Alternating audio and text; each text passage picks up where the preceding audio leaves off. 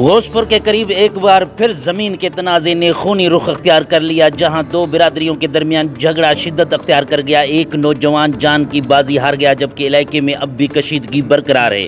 غوث پور کے نوائی علاقے کرمپور تھانہ کی حدود مچھی بنڈو کے مقام پر اوگائی اور چوڈیانی دو قبیلے کے درمیان پرانی زمینی تنازع ایک بار پھر بھڑک اٹھا۔ ذرائع کے مطابق دونوں گروپوں کے افراد آمنے سامنے آ گئے اور جدید ہتھیاروں سے اندھادھند فائرنگ شروع کر دی۔ فائرنگ کے اس افسوسناک واقعے میں 35 سالہ نوجوان ہارون اوگائی گولیاں لگنے سے موقع پر ہی جاں بحق ہو گیا، جبکہ دونوں جانب سے فائرنگ کا سلسلہ کافی دیر تک جاری رہا، جس سے علاقے میں شدید خوف و ہراس پھیل گیا۔ واقعے کی اطلاع ملتے ہی پولیس کی بھاری نفری موقع پر پہنچی۔ ذرائع کا کہنا ہے کہ دلدار چولیانی اور ملہار اوگائی کے درمیان زمینی ملکیت کا تنازع گزشتہ کئی سالوں سے چل رہا تھا، جو کہ آج ایک بار پھر خونی تصادم میں تبدیل ہو گیا۔